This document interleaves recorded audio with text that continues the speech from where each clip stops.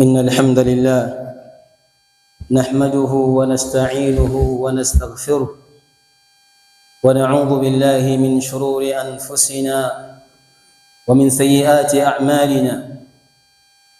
من يهده الله فلا مضل له ومن يضلل فلا هادي له، وأشهد أن لا إله إلا الله وحده لا شريك له، وأشهد أن محمدًا عبده ورسوله.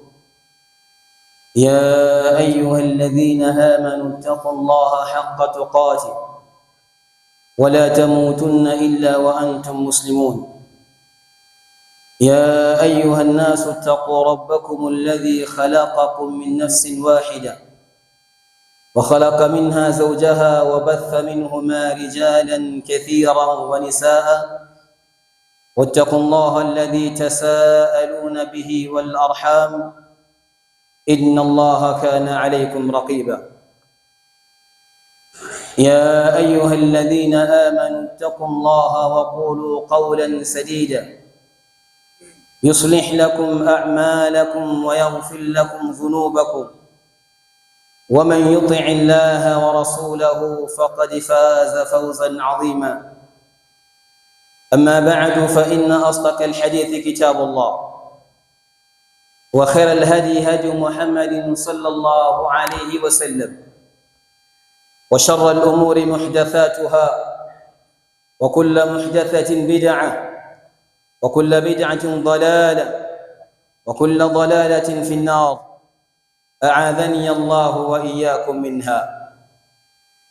عباد الله، أوصيكم ونفسي بتقوى الله عز وجل، وأن نقدم لأنفسنا أعمالا صالحة مباركة تبيض وجوهنا يوم نلقاه، يوم لا ينفع مال ولا بنون إلا من أتى الله بقلب سليم.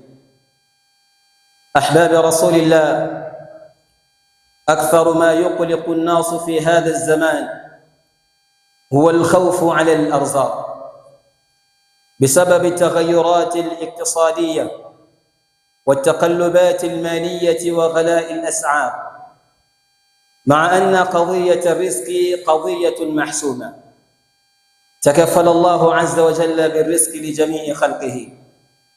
قال الله تبارك وتعالى في محكم تنزيله: وما من دابة في الأرض إلا على الله رزقها ويعلم مستقرها ومستودعها كل في كتاب مبين. عباد الله، إن الله تعالى خلق الخلق وأسكنهم هذه الأرض، وهم عاجزون عن كفاية أنفسهم وإصلاح معايشهم، وبهم حاجة مليحة إلى بارئهم اختيارا واضطرارا لا يسدها أحد سواه. فلما خلقهم الله تبارك وتعالى تكفل برزقهم وحده قبل وجودهم على هذه الأرض ودخولهم بالحياة إليها. قال عليه الصلاة والسلام فيما أخرجه الإمام البخاري ومسلم: إن أحدكم يجمع خلقه في بطن أمه 40 يوما نطفة، ثم يكون علقة مثل ذلك، ثم يكون مضغة مثل ذلك، ثم يرسل إليه الملك فينفخ فيه الروح، ويؤمر ب4 كلمات: بكتب رزقه وعمله وأجله، وشقي هو أم سعيد. Wapenzi watukufu wa Kiislamu, baada ya kumhimidi Allah subhanahu wa ta'ala na kumtakia rehma kipenzi chetu Bwana Mtume Muhammadin sallallahu alayhi wasallam, naihusia nafsi yangu na kuzihusia nafsi zenu katika kumcha Allah subhanahu wa ta'ala.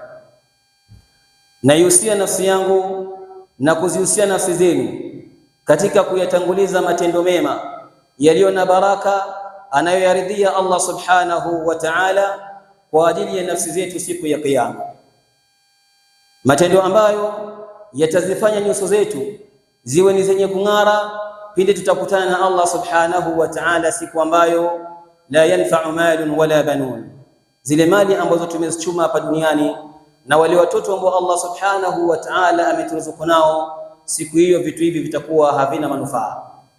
Illa man atallaha biqalbin salim, isipokuwa mja ambaye atamjia Allah subhanahu wa ta'ala na moyo wake ukiwa ni salama na safi. Lakini ili moyo wa mja uwe salama na safi, anatakiwa kumcha Allah subhanahu wa ta'ala. Kwa hiyo naihusia nafsi yangu kwa mara nyingine iliyokuwa dhaifu, na kuzihusia nafsi zenu katika kumcha Allah subhanahu wa ta'ala na kumwogopa yeye peke yake.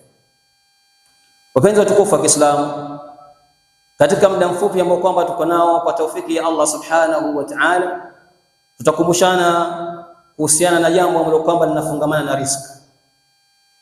Kwa nini tumechagua unwani ya maudhui hii? Kwa nini tukumbushane jambo la riziki, ndugu zangu Waislamu? Hii ni kwa sababu miongoni mwa mambo ambayo yanawapatia watu wasiwasi sana katika maisha yetu ya leo, miongoni mwa mambo ambayo yanawafanya watu kuishi na fikra na kila wakati kuwa na mawazo katika maisha yetu ya leo, huwa al-khawfu ala al-arzaq, ni watu kuwa na hofu katika riziki zao, ni watu kuwa na uoga katika upataji wa riziki. Awe ni baba nyumbani, ama mfanyabiashara, ama mwajiriwa kazini, ama mwalimu shuleni, ama mwanafunzi chuoni, hawa wote ni watu ambao kwamba kila mmoja wao ana hofu na riziki yake na anaogopea upataji wa riziki yake. Na hii ni kwa sababu ya uchumi kubadilika, uchumi kuzorota, ni kwa sababu ya fedha kukosa thamani, ni kwa sababu ya maisha kupanda kiasi cha kwamba kila kitu kinakuwa kimepandishwa bei. Kwa sababu hizi ama baadhi ya sababu hizi ndio zinapelekea watu wengi katika maisha leo wanaishi wakiwa hawana furaha. Lakini hii ni kinyume na mafundisho ya dini yetu, ni kinyume na mafundisho ya Bwana Mtume Muhammad sallallahu alayhi wasallam, kwa sababu jambo ambalo kwamba linafungamana na riziki ni jambo ambalo Allah subhanahu wa ta'ala alikwisha kuliamua kitambo mno. Allah subhanahu wa ta'ala amehakikisha na kuchukua dhamana ya kuruzuku kila kiumbe ambacho kwamba kinaishi katika mgongo wa ardhi kama huu. Ndio akatueleza ndani ya Qur'ani Allah subhanahu wa ta'ala katika suratul Hud, anasema wama min dabbatin fil ardi illa ala Allahi rizquha, ay wama min makhluqin yadubbu ala wajhi al-ard illa takaffala Allah subhanahu wa ta'ala birizqiha. Hakuna kiumbe chochote ambacho kwamba kinatembea katika mgongo wa ardhi, hakuna kiumbe chochote ambacho kwamba kitaishi katika mgongo wa ardhi huu kiwe kitakapokuwa, lakini riziki yake iko katika dhamana ya Allah subhanahu wa ta'ala. Sasa ikiwa Allah subhanahu wa ta'ala amekwisha kuchukua dhamana ya riziki ya viumbe vyote ambavyo kwamba vinaishi katika ulimwengu kama huu, kwa nini waja wa Allah subhanahu wa ta'ala wawe na hofu na riziki zao? Kwa nini wawe ni watu ambao kwamba wanaogopea kupata riziki zao, na ili hali Allah subhanahu wa ta'ala amekwenda kuchukua dhamana ya kwenda kuwaruzuku? Hii inaonyesha wazi ni watu ambao kwamba hatufuatilii mafunzo ya dini ya Kiislamu wala mafundisho ya Bwana Mtume Muhammad sallallahu alayhi wasallam. Ndugu zangu Waislamu, hakika Allah subhanahu wa ta'ala amewaumba wanadamu kisha akawamakinisha na kuwezesha kuishi katika mgongo wa ardhi kama huu.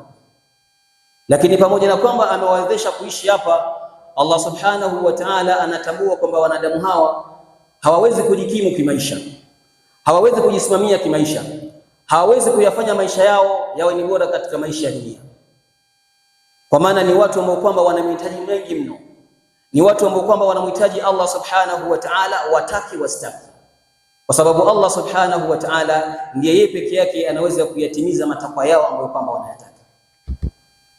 Na Allah subhanahu wa ta'ala alipoligundua hili, falamma khalaqahum takaffala birizqihim qabla wujudihim ala hadhihi al-ard, alipoligundua hili Allah subhanahu wa ta'ala kwamba wanadamu hawawezi kujisimamia wao kama wao mpaka Allah subhanahu wa ta'ala awatilie tawfiki, Allah subhanahu wa ta'ala alipowaumba akawa ni mwenye kuchukua dhamana la kusimamia riziki zao. Na dhamana hii Allah subhanahu wa ta'ala alichukua kabla ya wanadamu kupatikana katika ulimwengu huu. Alichukua dhamana hii Allah subhanahu wa ta'ala kabla ya waja kuja kuishi katika maisha ambayo kwamba amewaandalia Allah subhanahu wa ta'ala, maisha ambayo kwamba lam yakun shay'an madhkura, hawakuwa ni viumbe ambao kwamba wanakumbuka wala kutambulika, lakini kwa fadhila ya Allah subhanahu wa ta'ala na rehema zake akawa ni mwenye kuwasimamia jambo ambalo kwamba linafungamana na riziki. Na hili limethibiti katika hadithi ya Bwana Mtume Muhammad sallallahu alayhi wasallam, katika hadithi iliyopokelewa na Imam al-Bukhari na akaipokea al-Imam Muslim. Anasema Mtume sallallahu alayhi wasallam, inna ahadakum yujma'u khalquhu fi batni ummihi 40 yawman nutfatan, hakika mmoja wenu hukusanywa umbile lake katika tumbo la mama yake siku 40 ikiwa ni tone la manii. Thumma yakunu alaqatan mithlu dhalik, kisha zinapita siku 40 zingine, tone la manii lile linabadilika linakuwa pande la damu. Thumma yakunu mudghatan mithlu dhalik, kisha zinapita 40 zingine za tatu, ambao kwamba pande la damu lile linageuka na kuwa pande la nyama. Thumma yursalu ilayhi almalak, kisha Allah subhanahu wa ta'ala anamtuma malaika kwenda kuelekea katika kipande cha nyama ambacho kiko ndani ya tumbo la mama. Fayanfukhu fihi ruh, anakwenda kukipulizia na kupitia roho kwa amri ya Allah subhanahu wa ta'ala. Inapotua roho kinabadilika kuwa kipande cha nyama na kuwa kiumbe. Baada ya kukitia roho kiumbe kama kile, wayu'maru bi 4 kalimati, malaika huyu huamrishwa kuyaandika mambo manne ambayo kwamba anafungamana na kiumbe kilichopo ndani ya tumbo la mamake. Miongoni mwa mambo manne haya, yu'maru bi katbi rizqihi, malaika anaamrishwa kuandika riziki ya kiumbe ambacho kwamba kiko ndani ya tumbo la mamake. Kwa hiyo ina maana ya kwamba sisi sote hapa, kila mmoja wetu riziki yake alikwisha kuiandika akiwa katika tumbo la mamake. Kwa hiyo maisha kupanda ama yasipande, biashara kuharibika ama isiharibike, uchumi kubadilika ama usibadilike, hakuna kitu ambacho kwamba kitabadilisha na kile ulichoandikiwa na Allah subhanahu wa ta'ala katika riziki yako. Sasa ikiwa tunatambua hili, kwa nini tuwe na hofu? Kwa nini tuwe na uoga katika utafutaji wa riziki zetu? Na lau tutaacha sababu hizi za kidunia ziweze kutawala nafsi zetu na tukawa na hofu katika upataji wa riziki zetu, hii inaonyesha dhahiri kwamba ni watu ambao kwamba tuna udhaifu wa imani katika masala ambayo kwamba anafungamana na riziki, ili hali Allah subhanahu wa ta'ala amekwenda kutuandikia riziki zetu tukiwa bado katika matumbo ya mama zetu. Ndugu zangu Waislamu, hakika jambo la riziki ni amri ambayo inatoka kwa Allah subhanahu wa ta'ala, ni amri ambayo kwamba imekwisha kuhukumiwa, bali ni siri ya Allah subhanahu wa ta'ala aliyekadiria kila mmoja wetu. Takafala Allahu azza wa jalla biqismatihi baina al-khalaiq wa haddada lahu al-wasail wa at-tara'iq, bali Allah subhanahu wa ta'ala jambo la riziki hakulifanya kwamba ni siri peke yake, bali alichukua dhamana la kuzisambaza na kugawanya riziki zile baina ya waja wake. Na si kusambaza peke yake ama kugawanya, bali akawabainishia mbinu na njia na sehemu ambazo kwamba riziki zile zinapatikana. Allah subhanahu wa ta'ala anasema ndani ya Qur'an katika suratu Dhariyat, anasema fi samai rizqukum wa ma tu'adun, na katika mbingu zipo riziki zenu na yale ambayo kwamba amekuandalieni Allah subhanahu wa ta'ala. Na katika mbingu zipo riziki zenu na yale ambayo kwamba amekuandalieni Allah subhanahu wa ta'ala. Kwa hiyo kwa aya hii inaonyesha kwamba fama min hayyin illa wa rizquhu maktubun wa masturun yastawfihi kamilan ghayra manqus. Hii inamaanisha kwamba hakuna kiumbe ambacho kwamba kitabakia hai katika ulimwengu wa dunia kama huu. Hakuna kiumbe ambacho kwamba kitabakia hai katika ardhi kama hii isipokuwa riziki yake imeandikwa na kurekodiwa, na atakwenda kuitumia riziki hii kwa ukamilifu pasi na upungufu wote. Walau rakiba ibn adam rihan firaran min rizqihi la rakiba rizqu albarqa hatta yaqa fi fami ibn adam, na leo mwanadamu ataamua kwamba ayupande upepo ili aweze kuitoroka riziki yake, basi riziki nayo ingetafuta kipando ipande iweze kumfukuza binadamu kama yule, na riziki ile iweze kumwangukia katika mdomo wake. Kwa nini? Kwa sababu hii ni riziki ambayo kwamba imeandikiwa na Allah subhanahu wa ta'ala. Kwa hiyo hawezi kuitoroka, bali riziki hii ni lazima aikamilishe kabla ya kuondoka katika ulimwengu kama huu. Sasa ikiwa Allah subhanahu wa ta'ala amekwenda kulipanga hili, kwa nini mimi na wewe tuwe na hofu na riziki zetu, tuwe na uoga katika hali ya kupata riziki zetu? Tuangalie dini yetu ilivyo tamu. Dini yetu ya Kiislamu imetuamrisha tuwe ni watu ambao kwamba tunazitafuta riziki, lakini pia baada ya kutuamrisha fa innahu harrama kulla tariqin mashbuhin litahsil rizq mahma kana ighra'u. Baada ya kutuamrisha dini yetu tutafute riziki, vile vile dini hii ikatuharamishia kutumia njia ambazo kwamba ni za mkato, kutumia njia ambazo kwamba zina shubha na mushkila na za haramu ili kupata riziki, hata kama njia ile ni nyepesi mno. Kwa nini? Kwa sababu man istajala rizqa bil haram muni al halal, yeyote ambaye kwamba atakuwa ni mwenye kuikimbilia riziki yake kwa kutumia njia ambayo kwamba ni haram, basi akumbuke kwamba Allah subhanahu wa ta'ala atakwenda kumnyima ile halali ambayo kwamba alikuwa amemwekea. Ndio maana bwana Mtume Muhammad sallallahu alaihi wasallam mara kwa mara alikuwa akiwasia masahaba ridwanullahi alaihim ajma'in, na vile vile alikuwa akihusia umma wake kwa jumla kwamba wawe ni waja ambao wanatafuta riziki zao katika njia ambayo kwamba ni halali, wawe ni waja ambao kwamba wanatumia njia ambazo kwamba zinakubalika kwa Allah subhanahu wa ta'ala kuzipata riziki zao. Wa intabata ala al-insani rizquhu, hata kama riziki ya mja itakuwa yenye kuchelewa, lakini bado Mtume sallallahu alaihi wasallam anatuhimiza tuwe ni watu ambao kwamba tunazitafuta riziki katika njia ambazo kwamba ni halali. Anasema bwana Mtume Muhammad sallallahu alaihi wasallam katika hadithi ambayo imepokelewa na Imamu Abu Nuaim katika kitabu cha Al-Hilya, hadithi ambayo amesahihisha al-Imam al-Albani katika Sahih al-Jami'. Anasema bwana Mtume Muhammad sallallahu alaihi wasallam, inna ruha al-qudus nafakha fi ruhi, hakika Jibril alayhi salam aliniletea wahi kama kawaida yake, akanieleza maneno yangu katika moyo wangu na nafsi yake, akanambia anna nafsan lan tamuta hatta tastakmila ajalaha wa tastaw'iba rizqaha, hakika ya Muhammad hakuna nafsi yoyote ambayo kwamba itaondoka hapa ulimwenguni mpaka kwa muda ambao kwamba imewekewa na Allah subhanahu wa ta'ala.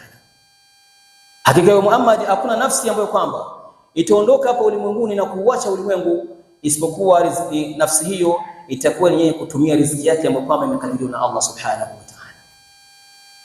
Baada Mtume Muhammad sallallahu alaihi wasallam kupatiwa wahi huu, akasema Mtume sallallahu alaihi wasallam, fattaqullaha wa ajmilu fi talab, basi mcheni Allah subhanahu wa ta'ala, mwogopeni Allah subhanahu wa ta'ala na mtafute njia nzuri katika kutafuta riziki zenu. Tumieni njia ambazo kwamba anaziridhia Allah subhanahu wa ta'ala na njia ambazo kwamba amezifundisha bwana Mtume Muhammad sallallahu alaihi wasallam. Wala yahmilanna ahadukum istibta'u rizqi an yatlubahu bi ma'siyati Allah, na wala isimpelekee mmoja wenu kwa kuchelewa kwa riziki yake kumfikia yeye ikamfanya yeye kutumia njia za kumuasi Allah subhanahu wa ta'ala ili kuipata riziki yake. Kwa nini Mtume sallallahu alaihi wasallam analikataja jambo hili? Anasema fa inna Allah ta'ala ma yunanu indahu illa bi ta'atihi, hakika yale mazuri ambayo kwamba yako kwa Allah subhanahu wa ta'ala hayapatikani isipokuwa kwa kumtii Allah subhanahu wa ta'ala. Allah ametueleza kwamba katika mbinguni ndio kuna riziki zetu, na kuna yale ambayo kwamba tunatarajia malipo mema ya kuipata pepo ya Allah subhanahu wa ta'ala siku ya Kiyama, lakini haya yote hatuwezi kuyapata mpaka tuwe ni watu ambao kwamba tunatekeleza taa za Allah subhanahu wa ta'ala. Kwa hiyo Mtume sallallahu alaihi wasallam anatuhimiza kwamba riziki kila mmoja atakwenda kuipata riziki yake mpaka pale mwisho wake, bali akatuhamisha kwamba tusiwe ni watu ambao kwamba tunazitumia njia za haramu kwa ajili ya kupata riziki. Ndio maana mshairi anatuambia la ta'jilanna falaysa ar-rizqu bil ajal, ar-rizqu fi al-lawhi maktubun ma'a al-ajal. Usiwe na pupa, usiwe na haraka katika kutafuta riziki yako, kwa sababu riziki imekwisha kuandikwa na Allah subhanahu wa ta'ala katika lawhi al-mahfuz, na imekwenda kuandikwa pamoja na muda ambao kwamba utaishi hapa duniani. Falau sabarna lakana rizqu yatlubuna lakinahu khuliqa al-insanu min ajal, na lau tungelikuwa ni watu ambao kwamba tunasubiri kwa ile kadari iliyotuandikia Allah subhanahu wa ta'ala, basi zile riziki zingelikuwa zinatutafuta sisi. Lakini kwa sababu siku zote katika tabia ya mwanadamu ni mja ambaye kwamba ameumbiwa na haraka zaidi, Kwa hiyo huwa ni mtu ambaye kwamba anafanya mambo yake haraka kwa kupata kile kitu ambacho kwamba anakihitaji. Lakini akumbuke, anaambiwa kwamba man istajala shay'an qabla awanihi uqiba bihirmanihi, yoyote ambaye atakuwa ni mwenye kufanya haraka kulitaka jambo kabla ya muda wake kufika, basi mja huyu bila shaka atakuwa ni mwenye kuadhibiwa, kuharamishiwa kitu kama kile. Na tunaona watu wengi ni watu ambao kwamba tuna riski, lakini bado tunakuwa hatuna amani. Kwa sababu gani? Njia ambazo kwamba tumezifanya ni njia za shortcut kwa ajili ya kuyapata mafanikio, lakini tunasahau kwamba Allah subhanahu wa ta'ala amekwenda kutukataza ile halali ambayo alikuwa ametuwekea. Sasa ili tusiwe na hofu katika riziki zetu, ili tusiwe na uoga katika upataji wa riziki zetu, tunatakiwa kurudi katika kitabu cha Allah subhanahu wa ta'ala na mafundisho ya Bwana Mtume Muhammad sallallahu alayhi wa alihi wasallam. Ndugu zangu Waislamu, inna min ni'ami Allah subhanahu wa ta'ala al-khafiyati ala ba'd an-nas huwa al-'aishu fi dhilli al-faqr. Miongoni mwa neema za Allah subhanahu wa ta'ala anazowaneemesha waja wake, lakini neema ambazo kwamba zimefichika wanaozitambua ni watu wachache mno, ni mja kuishi katika umaskini, ni mja kuishi katika ufukara. Kwa nini? Lianna al-ghina khatarun alayhi, kwa sababu mtu huyo ambaye kwamba anaishi katika ufukara, huende ikawa utajiri ni matatizo kwake yeye. Famina nasi man la yuslihuhu illa al-faqr walau ihtana la kafar. Kuna baadhi ya watu ili waishi vizuri hapa ulimwenguni, ili wawe ni watu ambao kwamba wanaheshima, wawe ni watu ambao kwamba wanamcha Allah subhanahu wa ta'ala, wanatakiwa kuwa mafara, wanatakiwa kuwa maskini. Walau ihtana la kafar, lakini mja huyu lau utampatia utajiri, basi bila shaka atakuwa ni mtu ambaye kwamba anamkufuru Allah subhanahu wa ta'ala. Na haya si maneno yangu, bali ni maneno ya Allah subhanahu wa ta'ala. Anatuelezea ndani ya Qur'ani katika sura Ash-Shura, anasema Allah subhanahu wa ta'ala, walau basata Allahu rizqa li'ibadihi labaghaw fil ardh. Lau Allah subhanahu wa ta'ala angewakunjulia na kuwafungulia riziki waja wake, akawapatia riziki na ziada ya ile ambayo kwamba amewakadiria Allah subhanahu wa ta'ala, labaghaw fil ardh, basi waja hawa wangelifanya kiburi na ujeuri na wakaleta ufisadi katika ardhi. Walakin yunazzilu biqadari ma yasha, lakini Allah subhanahu wa ta'ala anaiteremsha riziki kwa kadri anataka yeye na kumpatia ile ambayo kwamba anamtaka. Kwa hiyo Allah subhanahu wa ta'ala ndiye ambaye kwamba anazijua hali zetu. Kwa hiyo Allah subhanahu wa ta'ala anakwenda kumpatia utajiri yule ambaye kwamba anastahili utajiri, anakwenda kumpatia ufukara na umaskini yule ambaye kwamba anatakiwa kuwa maskini, kwa sababu Allah subhanahu wa ta'ala anatujua zaidi.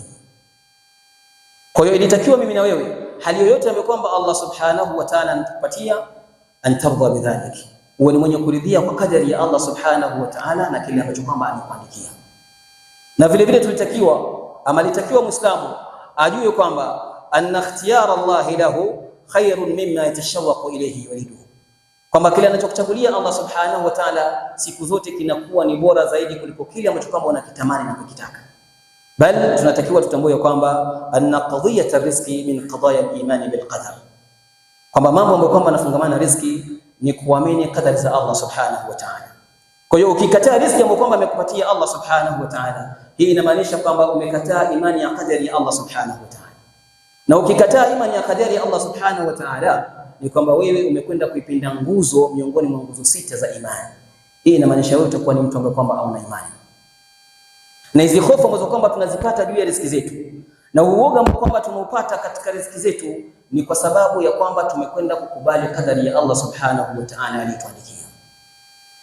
Lakini leo tutakuwa ni waja ambao kwamba tutakubali kadari ya Allah subhanahu wa ta'ala kwa ile riziki aliyotupatia, basi bila shaka tusingelikuwa na hofu kabisa, tusingelikuwa na uoga katika maisha ambayo kwamba tunaishi, bali tungekuwa ni watu ambao kwamba kuna fakhri, kwa sababu tunaamini kwamba Allah subhanahu wa ta'ala amekwenda kutuchagulia hili akijua khairi zaidi iko wapi. Kwa ndugu zangu Waislamu, tuombe Allah subhanahu wa ta'ala atupatie tawfiki na thabati katika kumshukuru na zile neema alizotupatia, na vile vile atuondolee hofu na uoga wa zile riziki ambazo kwamba tunazitafuta. Barakallahu li wa lakum fil Qur'an al-azim wa nafa'ani wa iyyakum bima fihi min al-ayati wa dhikri al-hakim. aqulu ma tasma'un. Astaghfirullah al-azim alladhi la ilaha illa huwa.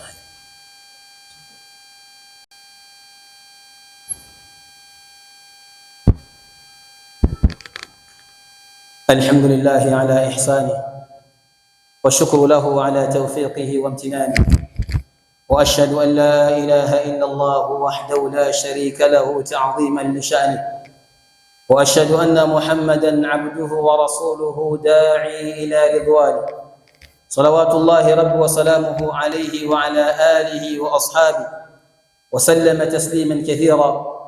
أما بعد، عباد الله، اتقوا الله تعالى حق تقاته ولا تموتن إلا وأنتم مسلمون، واعتصموا بحبل الله جميعا ولا تفرقوا، واذكروا نعمة الله عليكم، وتمسكوا بكتاب ربكم، فإن أصدق الحديث كتاب الله، وخير الهدي هدي محمد صلى الله عليه وآله وسلم، واحذروا البدع والمحدثات، فإن شر الأمور محدثاتها، وكل بدعة ضلالة.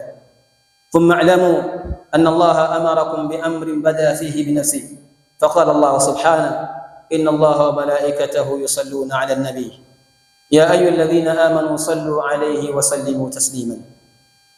اللهم صل على محمد وعلى آل محمد كما صليت على إبراهيم وعلى آل إبراهيم، وبارك على محمد وعلى آل محمد كما باركت على إبراهيم وعلى آل إبراهيم في العالمين إنك حميد مجيد. وارض اللهم عن الأربعة الخلفاء الراشدين المهديين أبي بكر وعمر وعثمان وعلي، وعن بقية الصحابة رضوان الله عليهم أجمعين. اللهم أعز الإسلام والمسلمين، وأذل الشرك والمشركين، ودمر أعداءك أعداء الدين. اللهم ربنا آتنا في الدنيا حسنة وفي الآخرة حسنة وقنا عذاب النار. اللهم لا تدع لنا ذنبا إلا غفرته، ولا هما إلا فرجته، ولا كربا إلا نفسته، ولا مريضا إلا شفيته، ولا مريضا إلا شفيته، ولا مريضا إلا شفيته، ولا مبتلا إلا عافيته، ولا ميتا إلا رحمته، ولا دينا إلا قضيته، ولا تائبا إلا قبلته، ولا ضالا إلا هديته، ولا عدوا إلا خذلته، برحمتك يا أرحم الراحمين، بفضل سبحان ربك رب العزة عما يصفون، وسلام على المرسلين، والحمد لله رب العالمين. قوموا إلى صلاتكم.